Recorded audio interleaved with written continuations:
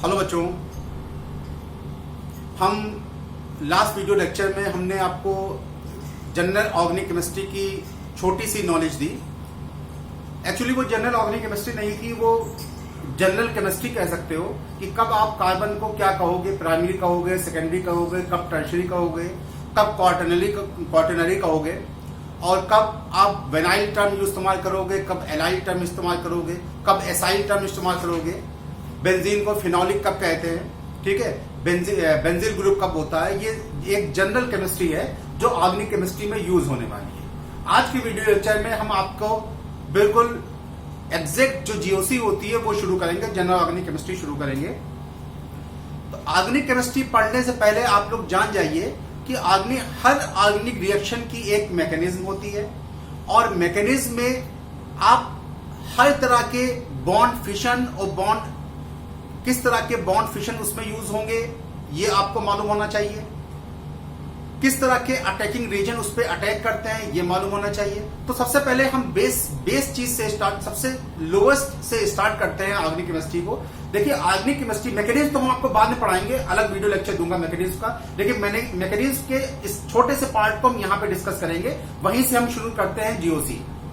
देखिए, मैकेनिज्म आपकी organic chemistry ये कहती है किसी भी ऑर्गेनिक रिएक्शन में ये तीन चीजें इंपॉर्टेंट हैं। एक होता है सबस्ट्रेट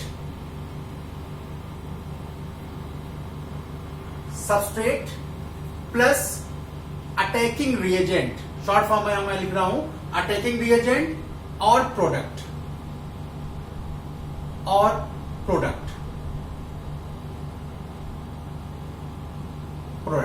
ये तीन चीजें इंपॉर्टेंट होती हैं।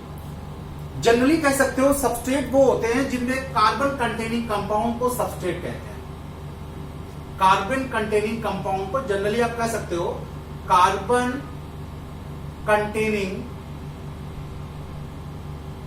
कंटेनिंग कंपाउंड को आप सबस्ट्रेट, क्योंकि ऑर्गेनिक केमिस्ट्री ही कार्बन की पूरी ऑर्गेनिक केमिस्ट्री ही कार्बन पर डिपेंड है, तो कार्बन कंटेनिंग कंपाउंड को आप सबस्ट्रेट कह सकते हो। अटैकिंग रिएजेंट जो होते हैं, अटैकिंग रिएजेंट आके इस पे अटैक करते हैं। ये मैं सब आपको बाद में पढ़ाऊंगा मैकेनिज्म में, लेकिन यहां पे आप छोटी सी नॉलेज रखें। अटैकिंग रिएजेंट दो तरह के होते हैं। अटैकिंग रिएजेंट दो तरह के होते हैं, इलेक्ट्रोफाइल और न्यूक्लियोफाइल। इलेक्ट्रोफाइल और न्यूक्लियोफाइल। इलेक्ट्रोफाइल वो होते हैं जिनके पास इलेक्ट्रॉनों की कमी होती है। ये बेसिकली पॉजिटिव चार्ज होते हैं, सब नहीं होते। बस यहां पे आप समझने के लिए समझ जाओ कि इलेक्ट्रोफाइल पॉजिटिव चार्ज होते हैं, सारे नहीं होते हैं। एक जनरल बात बता रहा हूं, इससे आप कोई एजम्पशन ना बना लीजिए कि इलेक्ट्रोफाइल पॉजिटिव चार्ज होते हैं। कहीं पे पॉजिटिव चार्ज भी इलेक्ट्रोफाइल का काम नहीं करता। बस जनरली चीज बता रहा हूं कि इलेक्ट्रोफाइल मतलब इलेक्ट्रॉन डेफिशिएंट, उनपे पॉजिटिव चार्ज, इलेक्ट्रॉन डिफिशिएंट है इसलिए पॉजिटिव चार्ज मैं कह रहा हूं। हर इलेक्ट्रोफाइल में पॉजिटिव चार्ज नहीं होता, न्यूट्रल भी इलेक्ट्रोफाइल होते हैं। बस समझाने के लिए बता रहा हूं कि इलेक्ट्रोफाइल मतलब पॉजिटिव चार्ज और न्यूक्लियोफाइल मतलब नेगेटिव चार्ज। समझ जाइए, बस इतना समझ लीजिए कि जो पॉजिटिव चार्ज होंगे उनको हम इलेक्ट्रोफाइल यहां मान रहे हैं, और जो नेगेटिव चार्ज होंगे वो न्यूक्लियोफाइल मान रहे हैं। अब ये दोनों टाइप के इलेक्ट्रोफाइल और न्यूक्लियोफाइल इस सबस्ट्रेट पे रिएक्शन करते हैं, इस सबस्ट्रेट पे अटैक करते हैं। अटैक ऐसे नहीं करते कि आप बैठे हो अटैक कर दे, नहीं, सबस्ट्रेट भी उनको अपनी तरफ अट्रैक्ट करता है अटैक करने के लिए। अगर सबस्ट्रेट अट्रैक्ट नहीं करेगा तो इलेक्ट्रोफाइल अटैक नहीं करेंगे। याद रखिएगा, सबस्ट्रेट खुद उसको अपनी तरफ अट्रैक्ट करता है कि आओ मेरे ऊपर अटैक करो। अगर सबस्ट्रेट में कोई चेंज नहीं होगा तो अटैकिंग रिएजेंट अटैक नहीं करेगा। एक बात आप लिख लीजिए, अगर सबस्ट्रेट में चेंज नहीं होगा तो अटैकिंग रिएजेंट उस पर आके कभी अटैक कर नहीं सकता। सबस्ट्रेट खुद अट्रैक्ट करेगा, उसको अपनी तरफ अट्रैक्ट करेगा अटैक करने के लिए। इलेक्ट्रोफाइल या न्यूक्लियोफाइल खुद से अटैक नहीं करते। सबस्ट्रेट उनको खुद अपने अंदर ऐसा चेंज करता है, अपने अंदर बॉन्ड चेंज करता है, इलेक्ट्रॉनों का शिफ्ट करता है, ऐसा चेंज करता है कि अटैकिंग रिएजेंट अट्रैक्ट होते हैं सबस्ट्रेट पे अटैक करने के लिए। बात याद रखिएगा, बहुत ही बेसिक चीज है, इसको अपने दिमाग में बिल्कुल बैठा लो कि सबस्ट्रेट में कुछ न कुछ ऐसा चेंज होगा और जरूर होगा जो अटैकिंग रिएजेंट को अटैक करने के लिए अपनी तरफ बुलाएगा। ठीक है, वो चेंज क्या होता है? अब जैसे न्यूक्लियो इलेक्ट्रोफाइल है, इलेक्ट्रोफाइल पॉजिटिव चार्ज है। अब पॉजिटिव चार्ज किस पे अटैक करेगा? जिस पे नेगेटिव चार्ज हो उसी पे तो अटैक करेगा। जिस पर यानी कि सबस्ट्रेट पे जब नेगेटिव चार्ज होगा तो वो किसको अपनी तरफ अट्रैक्ट करेगा? अटैक करने के लिए इलेक्ट्रोफाइल को अटैक करेगा। और अगर सबस्ट्रेट पे पॉजिटिव चार्ज हो तो वो किसको अट्रैक्ट करेगा अपनी तरफ अटैक करने की? जिस पे नेगेटिव चार्ज हो। तो सबस्ट्रेट अटैकिंग एजेंट को इन्फ्लुएंस करता है अपने ऊपर अटैक करने के लिए। ठीक है, अब सबस्ट्रेट में ऐसे क्या चेंज है जो इसको अपनी तरफ अट्रैक्ट करे। जैसे हम एक कंपाउंड लिखते हैं, CH3 CH double bond CH2, एक कंपाउंड लिखा है। जनरली क्या कहेंगे इसको? प्रोपीन है, प्रोपीन 1 है। अब मानिए इस पर HCl ने रिएक्शन किया। ये कोई रिएक्शन मैं आपको सिर्फ बता रहा हूं, कोई इसकी मैकेनिज्म नहीं बता रहा हूं, आपको बता रहा हूं कि किस तरह से अटैक करेगा। ठीक है, ये अपनी तरफ इसको बुला रहा है कि अटैक करो। अब अटैक नहीं होगा, अटैक अभी नहीं होगा जब तक सबस्ट्रेट अपने अंदर कुछ चेंज ना कर ले। आपको इसमें तो मालूम है आपको HCl होगा तो HCl में क्लोरीन क्या होता है? नेगेटिव, ज्यादा इलेक्ट्रोनेगेटिव होता है और हाइड्रोजन कम नेगेटिव होता है। इस पे पॉजिटिव पोलराइजेशन हो जाएगा। ये तो जनरल चीज है, आप फर्स्ट ईयर से पढ़ते आ रहे हो कि इसमें पोलराइजेशन हो जाएगा, इस पे नेगेटिव आ जाएगा, इस पे पॉजिटिव आ जाएगा। बात समझ रहे हो ना? ये तो पोलराइजेशन चीज है। तो इसको ये ज्यादा नेगेटिव वाला अपनी तरफ इलेक्ट्रॉन पेड़ को अट्रैक्ट कर लेता है, इस पे नेगेटिव आ जाएगा, इस पे पॉजिटिव। जनरल चीज है, पोलराइजेशन कहते हैं इसको। लेकिन सबस्ट्रेट कैसे सबस्ट्रेट अपनी तरफ कैसे बुलाएगा, अपने अंदर कैसे चेंज करेगा? ठीक है, देखिए इस सबस्ट्रेट में एक डबल बॉन्ड है। डबल बॉन्ड में एक सिग्मा होता है, एक पाई बॉन्ड होता है। पता है आपको, फर्स्ट ईयर पढ़ते चले आ रहे हो। तो पाई बॉन्ड जो होते हैं, याद रखिए पाई बॉन्डेड जितने भी कंपाउंड्स हैं, पाई बॉन्ड बहुत ही लूज होता है। पाई बॉन्ड के जो इलेक्ट्रॉन होते हैं लूजली बॉन्डेड होते हैं, वो बहुत ही वीक होता है, जल्दी टूट जाता है। याद रखिए कि पाई बॉन्ड अगर किसी कंपाउंड में होगा तो वो पाई इलेक्ट्रॉन जो होते हैं वो लूजली बॉन्डेड होते हैं और जल्दी टूट जाते हैं। ठीक है, तो सबस्ट्रेट क्या करेगा? सबस्ट्रेट अपने ये पाई बॉन्ड को तोड़ लेगा, पाई बॉन्ड को तोड़ देगा और इस तरह से शिफ्ट कर लेगा और CH3 CH single bond CH2 आ जाएगा। जिसपे इलेक्ट्रॉन गए उस पर नेगेटिव आ जाएगा, जहां से इलेक्ट्रॉन गए ये पॉजिटिव आ जाएगा। ये अपने आप नहीं होगा, ये अपने आप नहीं होगा, कुछ ऐसे इफेक्ट हैं। ठीक है, अच्छा पहले इसको समझ लो। एक है पॉजिटिव आ जाएगा, एक बस जनरली समझ लीजिए क्या हुआ है।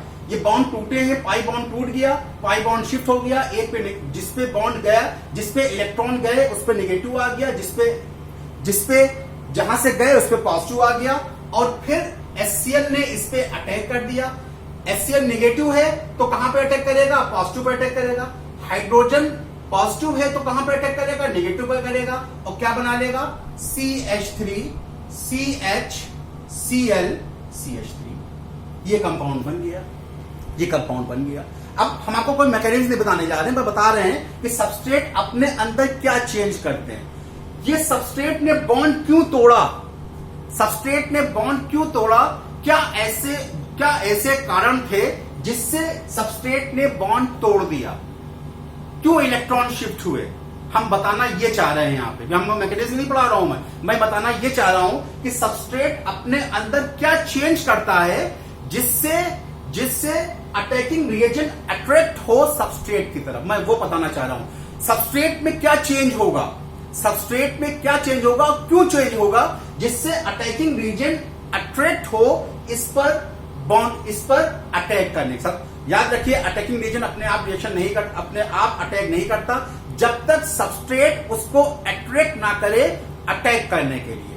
इस बात को हमेशा ऑर्गेनिक केमिस्ट्री में याद रखिएगा कि सबस्ट्रेट पर अटैकिंग रिएजेंट तभी अटैक करेगा जब सबस्ट्रेट अपने अंदर चेंज कर ले, अट्रैक्ट करे अटैकिंग रिएजेंट को अटैक करने के लिए। और ये चेंज क्यों करेगा?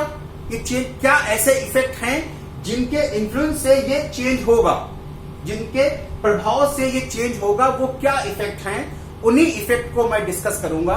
उन्हीं इफेक्ट, ये इलेक्ट्रॉन क्यों शिफ्ट हुए, ये बॉन्ड क्यों टूटा, ये बॉन्ड इधर क्यों नहीं टूटा, ये बॉन्ड इस तरफ क्यों नहीं टूटा, ये बॉन्ड इधर क्यों टूटा? क्योंकि दोनों की इलेक्ट्रोनेगेटिव सेम, दोनों कार्बन है, ये भी कार्बन ये कार्बन, दोनों कार्बन है, तो ये बॉन्ड इधर ही क्यों शिफ्ट हो रहा है, ये बॉन्ड इधर क्यों नहीं शिफ्ट हुआ? इन सबका रीजन हम आज के लेक्चर में, आप समझ गए हो ना मैं क्या कहना चाह रहा हूं, कि ऑर्गेनिक केमिस्ट्री की मैकेनिज्म तब होती है जब सबस्ट्रेट पे कोई अटैकिंग रीजन अटैक करके प्रोडक्ट बनाता है। सबस्ट्रेट पे कोई अटैकिंग रीजन डायरेक्ट अटैक नहीं करता जब तक सबस्ट्रेट अपने अंदर चेंज करके अटैकिंग रीजन को अपने ऊपर अटैक करने के लिए बुलाए ना। और वो चेंज कैसे करेगा, क्यों करेगा और कब करेगा, उस बात को डिस्कस करेंगे हम आज के वीडियो लेक्चर में। समझ गया? ये तो था इंट्रोडक्शन आज के वीडियो लेक्चर का। अब शुरू करते हैं कि ये इफेक्ट क्यों है कि बॉन्ड इधर शिफ्ट नहीं हुआ, ना होकर बॉन्ड इधर शिफ्ट हुआ। इसी को हम आज डिस्कस करेंगे। जिसे कहते हैं इलेक्ट्रॉनिक इफेक्ट। इस इफेक्ट को कहते हैं इलेक्ट्रॉनिक इफेक्ट। तो हम आज के वीडियो लेक्चर में इलेक्ट्रॉनिक इफेक्ट शुरू करने जा रहे हैं। आप लोग हेडिंग दीजिएगा electronic effect. Electronic effect,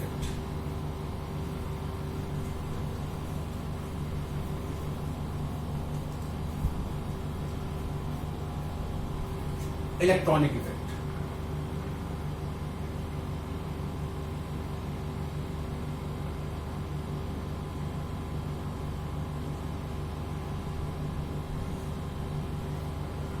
electronic effect, electronic effect के इन्फ्लुएंस से ही सबस्ट्रेट अपने अंदर चेंज लाता है। ठीक है, इलेक्ट्रॉनिक इफेक्ट। इलेक्ट्रॉनिक इफेक्ट लिख लीजिए,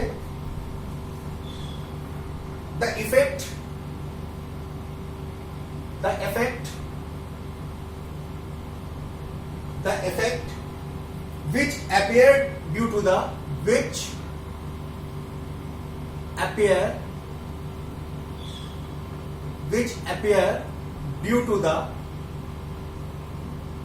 which appear due to the electronic distribution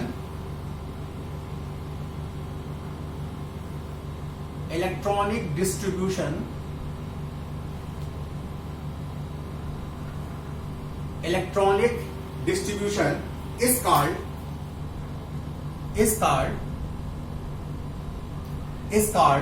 electronic effect. Is called electronic effect. ये दो तरह के होते हैं। इलेक्ट्रॉनिक इफेक्ट दो तरह के होते हैं, permanent effect,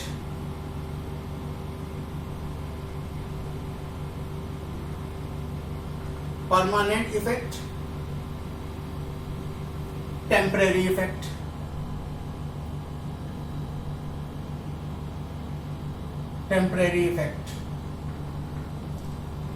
permanent effect, temporary effect. ठीक है, परमानेंट इफेक्ट जो होते हैं, परमानेंट इफेक्ट तीन तरह के होते हैं। इंडक्टिव इफेक्ट,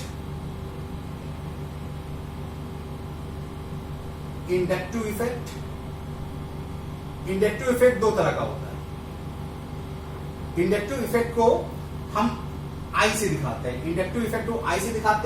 ये दो तरह का होता है, minus I effect, plus I effect. ये दो तरह का होता है। फिर रिजोनेंस और म्यूजोमेरिक इफेक्ट। रिजोनेंट और म्यूजोमेरिक इफेक्ट दोनों में स्मॉल सा डिफरेंस है, लेकिन हम लोग एक ही साथ लिखते हैं, रिजोनेंस और म्यूजोमेरिक इफेक्ट। और थर्ड है हाइपर कॉन्जुगेशन।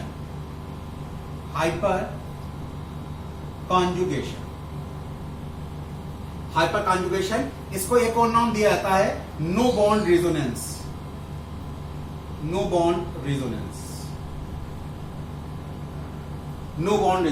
टेम्परेरी इफेक्ट सिर्फ एक होता है, इसे कहते हैं इलेक्ट्रोमेरिक इफेक्ट।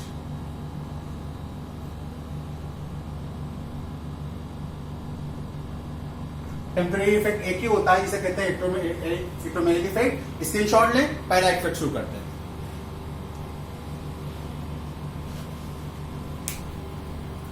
ठीक है, चलिए डालिए हेडिंग इंडक्टिव इफेक्ट। पहली heading inductive effect.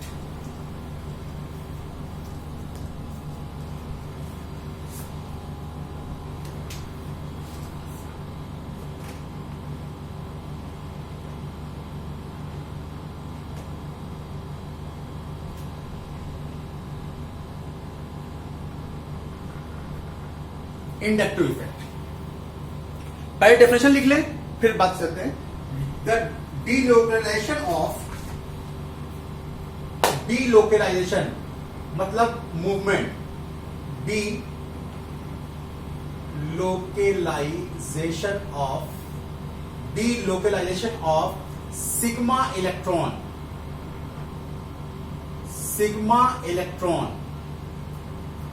delocation sigma electron in the presence of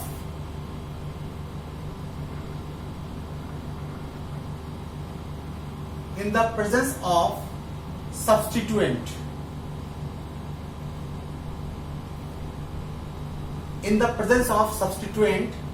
are known as inductive effect. Delocalization of sigma electron in the presence of substituent are known as inductive effect. ठीक है, presence of inductive effect, ये permanent effect होता है। अब देखिए, मान लीजिए हर teacher ये एग्जाम्पल बताता है, मैं ही बता रहा हूं कि दो केस दिए गए हैं आपको, दो केस दिए गए हैं। कार्बन चेन से एक ग्रुप जुड़ा हुआ है X, कार्बन ग्रुप से एक ग्रुप जुड़ा हुआ है X, और सेकेंड केस में कार्बन चेन से एक ग्रुप जुड़ा हुआ है Y। पहले केस में जो X की इलेक्ट्रोनेगेटिविटी है, electronegativity of X is greater than carbon. पहले केस में इलेक्ट्रोनेगेटिविटी ऑफ X, जो X की इलेक्ट्रोनेगेटिविटी है वो कार्बन से ज्यादा है, और सेकेंड केस में electronegativity of Y is less than carbon. ये दो केस हैं आपके सामने।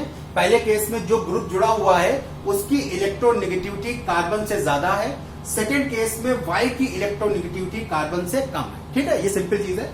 अब देखिए, अगर इसकी इलेक्ट्रोनेगेटिविटी ज्यादा होगी तो क्या करेगा, ये पोलराइजेशन होगा नहीं होगा। ये तो सिंपल फंडा है कि अगर इलेक्ट्रिसिटी जिसकी ज्यादा होती है वो अपनी तरफ इलेक्ट्रॉनों को अट्रैक्ट करता है, वो अपनी तरफ इलेक्ट्रॉनों को अट्रैक्ट करता है। जब ये इलेक्ट्रॉन लेके भागेगा नहीं, इलेक्ट्रॉन को अपनी तरफ अट्रैक्ट करेगा। जब अट्रैक्ट करेगा तो इस पर स्मॉल नेगेटिव आ जाएगा, ये डेल्टा मतलब स्मॉल नेगेटिव, और इस कार्बन चेन पे क्या होगा, स्मॉल पॉजिटिव आ जाएगा, डेल्टा पॉजिटिव, डेल पॉजिटिव आ जाएगा।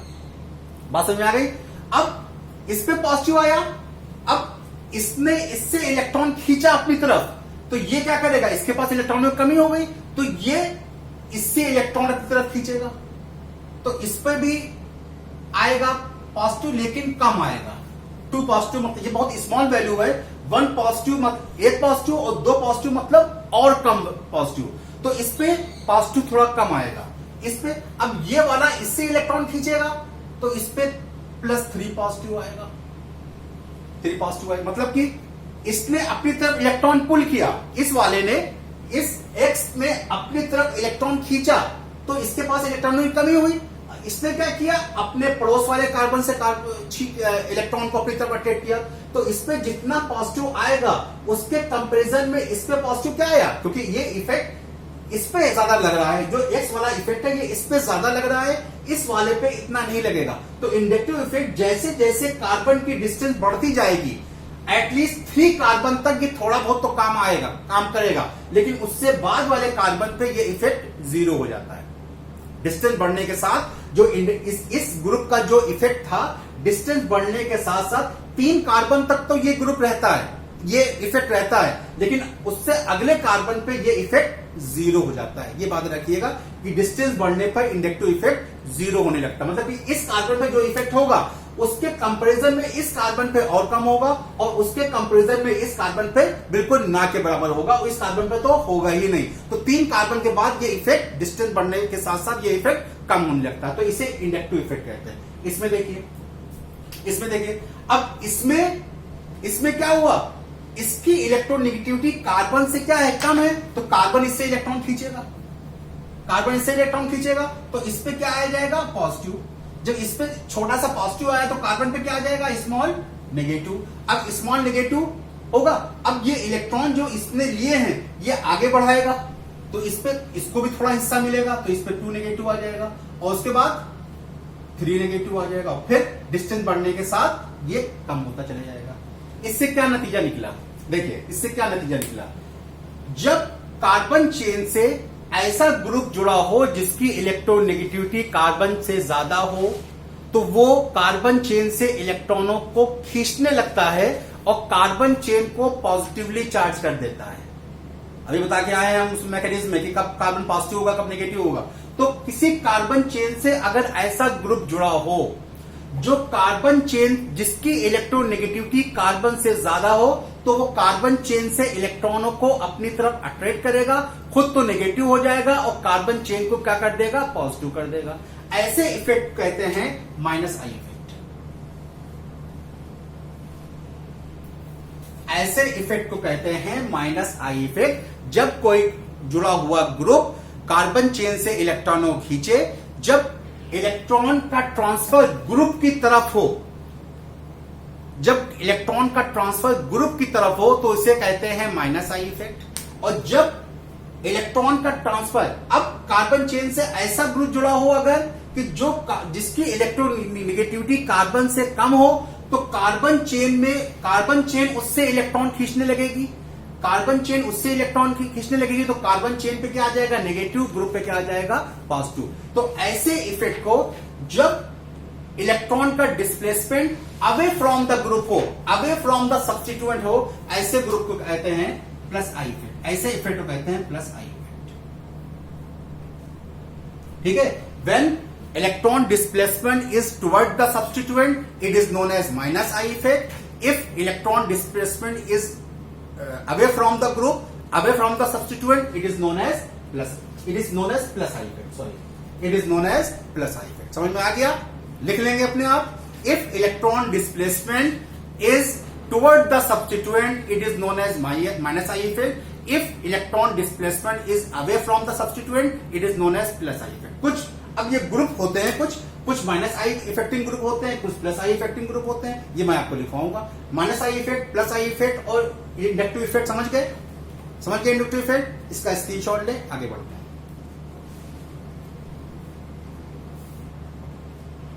चलिए भाई, ये हो गया।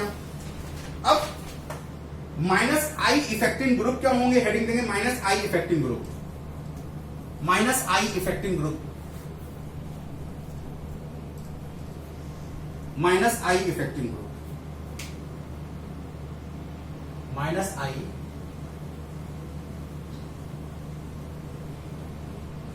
Affecting group. कौन से ग्रुप माइनस आई वाले होते हैं? तो हम डिक्रीजिंग ऑर्डर में लिखते जाएंगे। सबसे पहले NR3, NR3 पॉजिटिव, फिर NH3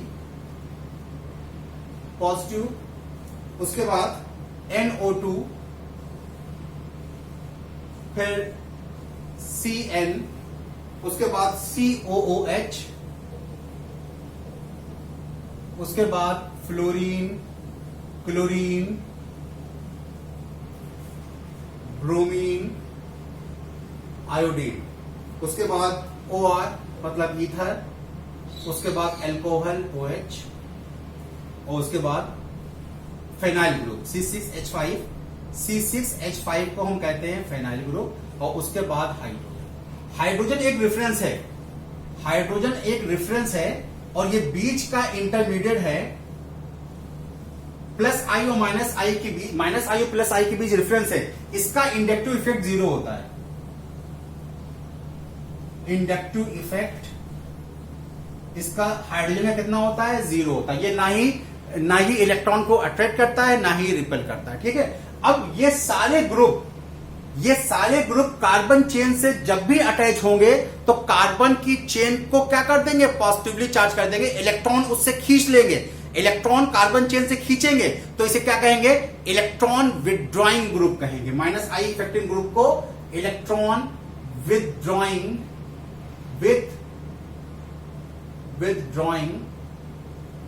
ग्रुप कहेंगे, इलेक्ट्रॉन विथड्रॉइंग ग्रुप कहेंगे। ये जब भी कार्बन चेन से अटैच होंगे, ये सारे ग्रुप बहुत ज्यादा आपके कोर्स फर्स्ट ईयर कोर्स में बहुत ज्यादा नहीं है। आप फर्स्ट ईयर कोर्स में बहुत ज्यादा ये होगा NO2 CN, COH, fluorine, chlorine, bromine, iodine, ether, ये नीचे वाले ज्यादातर हैं। ठीक है, तो ये अब ऑर्डर याद रखिए, सब एक साथ मिक्स करके सिर्फ कॉम्बिनेशन में देता है, बोर्ड में सब नहीं देता। मिक्स करके सिर्फ कॉम्बिनेशन में पूछा जाता है कि आपको इसकी स्टेबिलिटी कंडीशन के लिए याद करनी है, इसका ऑर्डर कंडीशन के लिए याद करना, बोर्ड के लिए याद करना नहीं है। तो ये जब भी अटैच होंगे कार्बन चेन से इलेक्ट्रॉनों को खींच लेंगे, इसलिए इनको इलेक्ट्रॉन विथड्राइंग ग्रुप करते हैं, कार्बन चेन को ये पॉजिटिव कर देंगे। ठीक है, समझ बात आ रही है? जैसे अगर मान लीजिए एक हम एग्जांपल दें आपको, जैसे ये एग्जांपल है, ये एग्जांपल है, NO2 है, एक ये एग्जांपल है,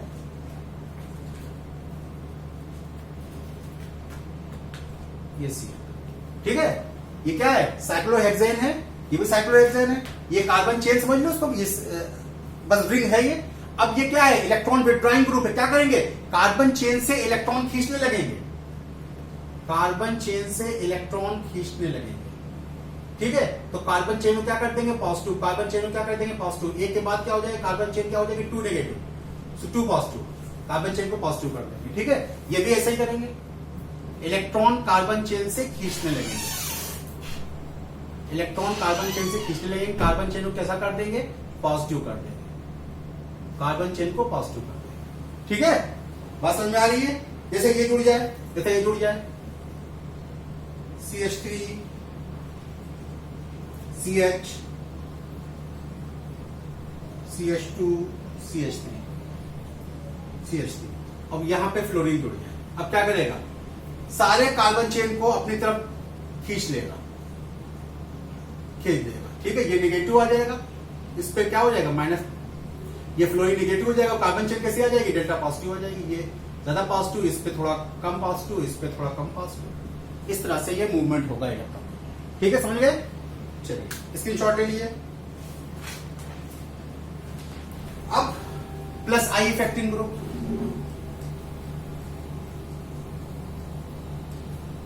प्लस आई इफेक्टिंग ग्रुप,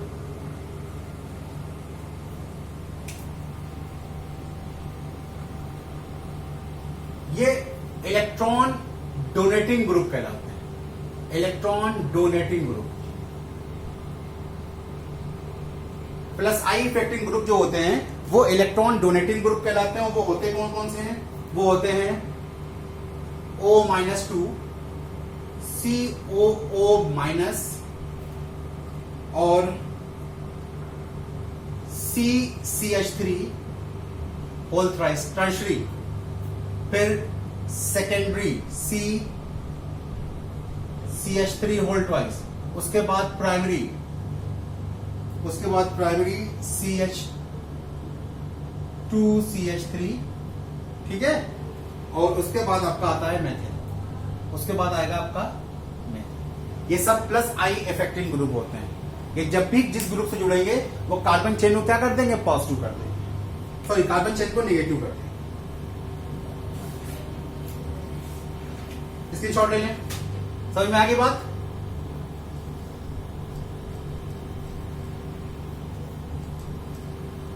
अब जैसे अगर ये जुड़ा हो कार्बन चेन से,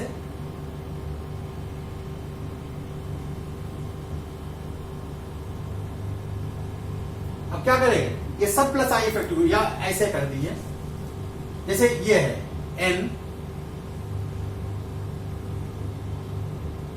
टर्शरी एमीन बता रहे हैं, ये बता रहे हैं। अब बताइए क्या करेंगे? ये कार्बन चेन पे क्या करेंगे? इलेक्ट्रॉन का मूवमेंट कैसे होगा? ऐसे होगा, ऐसे होगा, ऐसे मूवमेंट होगा। ये चाहे कार्बन चेन की बात नहीं है, जहां भी लगे होंगे ये इलेक्ट्रॉन क्या करेंगे? इलेक्ट्रॉन डोनेटिंग ग्रुप है, जिस ग्रुप से अटैच होंगे उस ग्रुप में इलेक्ट्रॉन को देने लगेंगे, जिस ग्रुप से अटैच होंगे उस ग्रुप को इलेक्ट्रॉन को देने लगेंगे। ठीक है, अब बात आती है इन सब जो ये कहानी बता रहा हूं मैं, इन सब का यूज क्या है? इन सब का यूज क्या है? अब इसका यूज पढ़ते हैं। हेडिंग दीजिए application of inductive effect.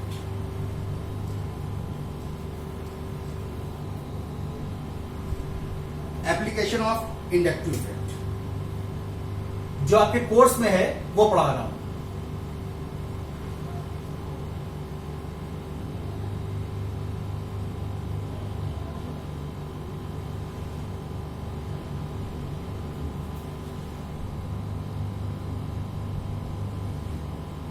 Application of inductive effect, कहां इसको यूज करेंगे, इंडक्टिव इफेक्ट को कहां पे यूज करेंगे?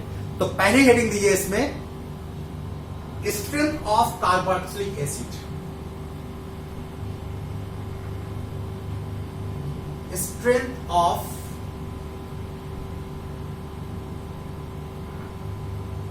कार्बोक्सिलिक एसिड, ये 12th के लिए बहुत इंपॉर्टेंट है, फर्स्ट ईयर के तो इंपॉर्टेंट है ही है, 12th के लिए बहुत इंपॉर्टेंट है स्ट्रेंथ ऑफ कार्बोक्सिलिक एसिड। ठीक है, एक चीज पहले शायद आप लोगों को पता ना पता हो, लेकिन मैं बताना चाहूंगा आपको, अगर फर्स्ट ईयर के बच्चे भी कुछ देख रहे हैं। एल्काइल ग्रुप क्या होता है? एल्काइल ग्रुप हम शायद पहले लेक्चर में बताना भूल गए। एल्काइल ग्रुप क्या होता है? एल्केन में, एल्केन से अगर हाइड्रोजन माइनस कर दो तो ये एल्काइल ग्रुप बन जाता है। एल्काइल ग्रुप बन जाता है, एल्काइल ग्रुप बन जाता है। इसको आर से दिखाते हो, जहां पे भी आर दिख जाए तो समझाओ एल्काइल ग्रुप है ये। चाहे ये अगर मान लो मेथेन से आपने हाइड्रोजन निकाल दिया तो क्या बन जाएगा? CH3, इसे कहेंगे मेथाइल, इसको भी आर से दिखाएंगे। और अगर C2H6 से आपने हाइड्रोजन को निकाल दिया तो ये बन जाएगा C2H5, इसको भी आर से दिखाएंगे। तो आर जनरल सिंबल है एल्काइल ग्रुप का, ये हर जगह यूज होगा, इसलिए जान लीजिए जहां पे आर दिखा मिल जाए समझ जाइएगा ये एल्काइल ग्रुप है। ठीक है, अब यहां पे आर की जगह CH3 भी ले सकते हैं आप, आर की जगह C2H5 भी ले सकते हो, आर की जगह C3H7 भी ले सकते हो, ये आपके ऊपर है कहां पे क्या यूज कर रहे हो। अब एल्काइल ग्रुप की बात होगी। अब देखिए कार्बोक्सिलिक एसिड क्या है। कार्बोक्सिलिक एसिड का जनरल फॉर्मूला होता है RCOOH। जो कार्बोक्सिलिक एसिड ऑर्गेनिक केमिस्ट्री में पढ़ोगे, जो एसिड कार्बोक्सिलिक एसिड, उनका जनरल फॉर्मूला होता है RCOOH। अगर यहां पे आप CH3 लगा दो, आर की जगह CH3 लगा दो तो फॉर्मूला हो जाएगा CH3COOH। अगर आर की जगह C2H5 लगा दो तो फॉर्मूला हो जाएगा C2H5COOH। ये क्या है? एसिटिक एसिड है, ये एसिटिक एसिड है, या इसे कहेंगे एथेनोइक एसिड। दो कार्बन है ना, तो इसे कहेंगे एथेनोइक एसिड, इसे क्या कहेंगे? Propanoic acid. ठीक है, बात ये नहीं है, बात ये समझने की है। देखिए कार्बोक्सिलिक एसिड तभी स्ट्रांग होगा, स्ट्रेंथ कैसे चेक करेंगे हम? कार्बोक्सिलिक एसिड तभी स्ट्रांग होगा, कार्बोक्सिलिक एसिड क्या करेगा? ये H प्लस और प्लस RCOO माइनस देगा हमको, इसे कहते हैं कार्बोक्सिलेट आयन, इसे कहेंगे कार्बोक्सिलेट आयन। और आप 11th में पढ़ चुके हो, ये है Lewis base, sorry Lewis base कह रहे हैं, वेरी वेरी सॉरी, इसे कहेंगे कॉन्जुगेट बेस।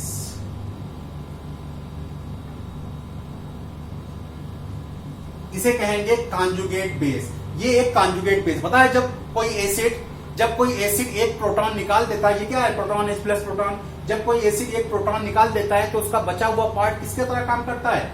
कॉन्जुगेट बेस की तरह काम करता है। तो ये कार्बोक्सिलेट आयन कहो या कॉन्जुगेट बेस कहो। ठीक है, जिस एसिड का कॉन्जुगेट बेस जितना स्ट्रांग होगा, याद रखना, जिस एसिड का कॉन्जुगेट बेस जितना स्ट्रांग होगा वो उतना अच्छा एसिड होगा।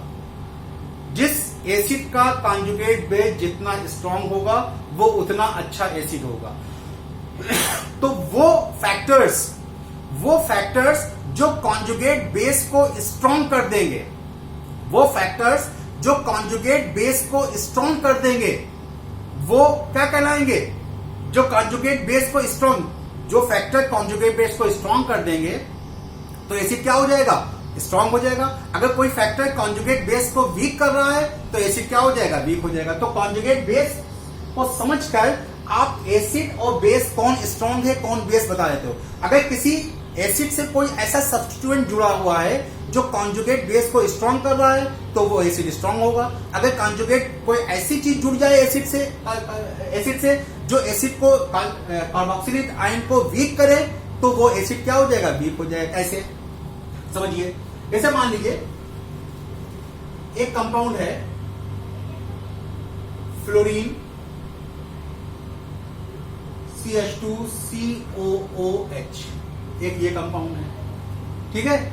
एक कंपाउंड है CH3COOH, एक ये कंपाउंड है, ठीक है। एक कंपाउंड है BrCH3COOH, एक कंपाउंड है।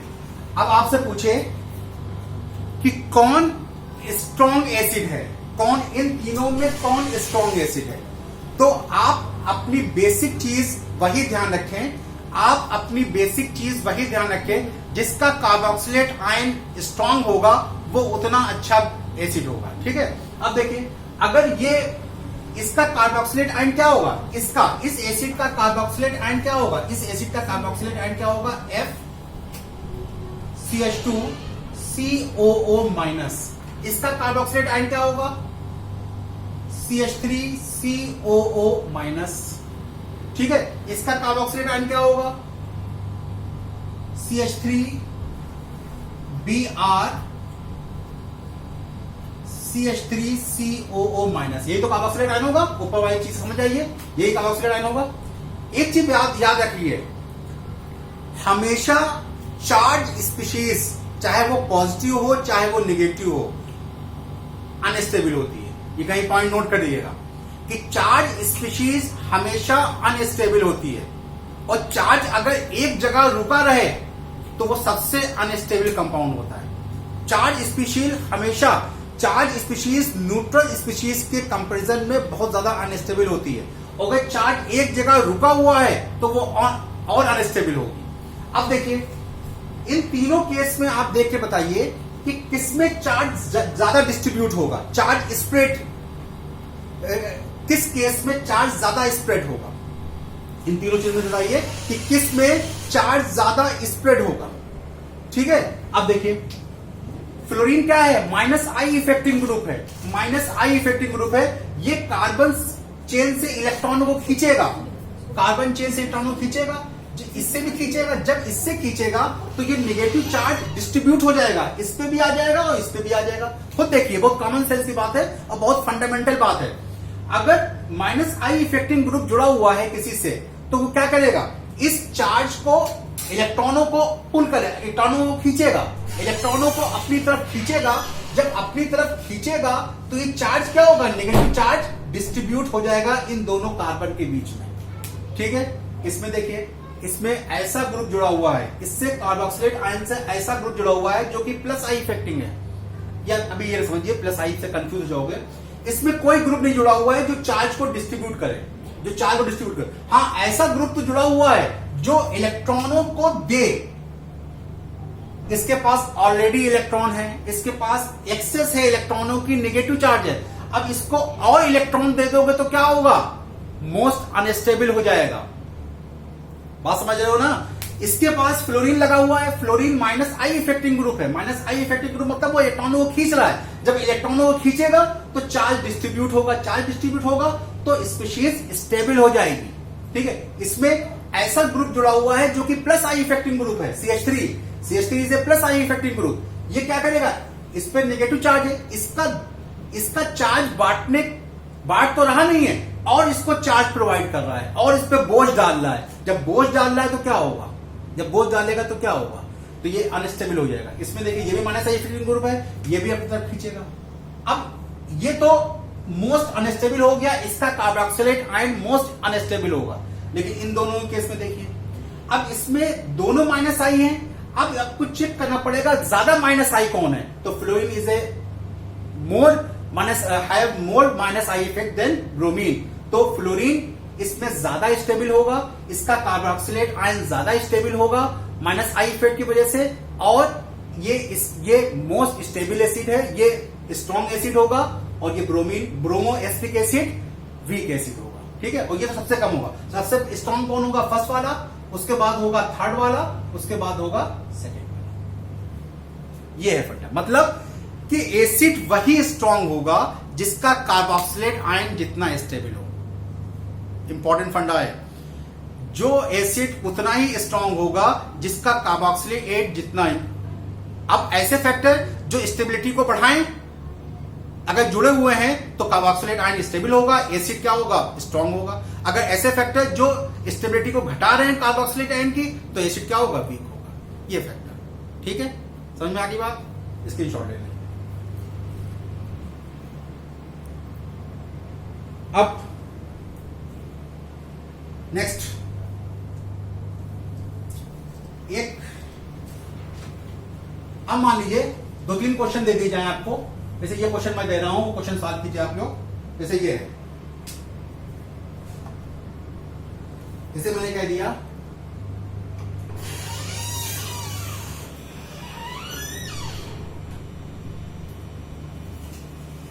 NO2 जुड़ा हुआ है और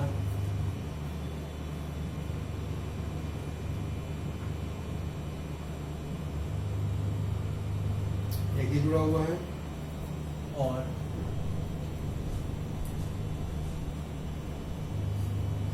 एक ही जुड़ा हुआ है, ठीक है। ये एक क्वेश्चन है। फिर Cl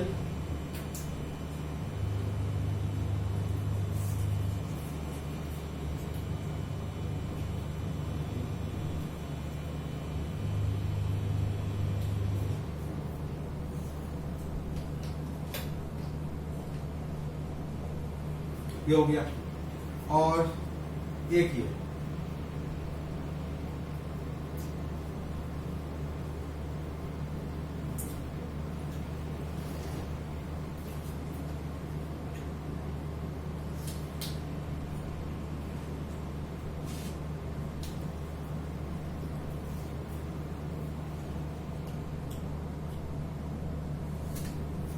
ये। अब इन तीनों में स्ट्रॉन्ग कौन होगा, सबसे ज्यादा किसका होता है, NO2 का माइनस आई इफेक्ट सबसे ज्यादा होता है, सबसे ज्यादा। उसके बाद ये, इसमें क्लोरीन ब्रोमीन आयोडीन किसका ज्यादा होता है, क्लोरीन का ज्यादा होता है। इसमें अब देखिए, इसमें 3 chlorine minus I effecting group लगे हुए हैं, इसमें 2 लगे हैं, इसमें 1 लगा, तो ये सबसे ज्यादा स्ट्रॉन्ग ये होगा। तो इन बातों से आप एक नतीजे में पहुंच गए कि माइनस आई इफेक्टिंग ग्रुप, इसकी शॉर्ट ले लिए, माइनस आई इफेक्टिंग ग्रुप जो है वो डायरेक्ट इफेक्ट करता है एसिडिटी पे। तो हम ये चीज लगा सकते हैं कि माइनस आई इफेक्टिंग ग्रुप अगर एसिड कैरेक्टर है, एसिड कैरेक्टर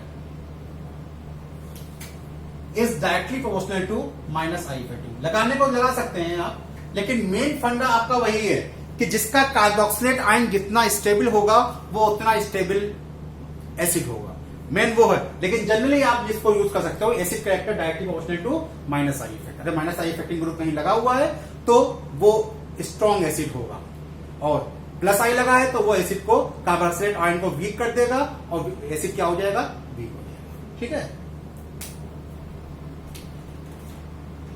एक क्वेश्चन आपके यहां आता है, इंपॉर्टेंट क्वेश्चन है बोर्ड के पॉइंट ऑफ व्यू से। Compare the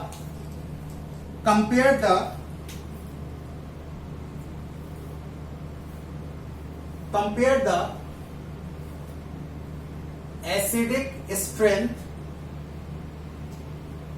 compare the acidic strength of acetic acid CH3COOH and formic acid। formic acid मतलब HCOOH। इन दोनों की एसिडिक स्ट्रेंथ कंपेयर करो, कौन ज्यादा एसिडिक होगा कौन कम एसिडिक होगा। देखिए, समझिए, समझ सकते हैं आप। जैसे एसिटिक एसिड है CH3COOH, अब आप समझ गए हो, कार्बोक्सिलेट आयन, और फॉर्मिक एसिड HCOOH, ये है फॉर्मिक एसिड। अब बता सकते हो आप लोग किसका कार्बोक्सिलेट आयन ज्यादा स्टेबल है। देखिए, इसमें माइनस आई इफेक्टिंग ग्रुप है, जब कार्बोक्सिलेट आयन बनेगा तो ये क्या हो जाएगा, इस पे नेगेटिव आ जाएगा, इस पे पॉजिटिव हो जाएगा। ये पॉजिटिव कब रिलीज करेगा, जिसका कार्बोक्सिलेट आयन ज्यादा स्टेबल है। अब देखिए, इसमें माइनस आई इफेक्टिंग ग्रुप लग गया है, तो ये एक तो नेगेटिव चार्ज ऊपर उस पे और इलेक्ट्रॉन लाद दे रहा है। देखिए, माइनस आई इफेक्ट क्या करता है, कार्बन चेन में क्या करता है, इलेक्ट्रॉन डालता है। एक तो माइनस एक तो माइनस चार्ज डिस्ट्रीब्यूट तो कर नहीं रहा है, और चार्ज अगर चार्ज स्प्रेड नहीं हो रहा है तो स्पीशीज क्या होती है, अनस्टेबल हो जाती है।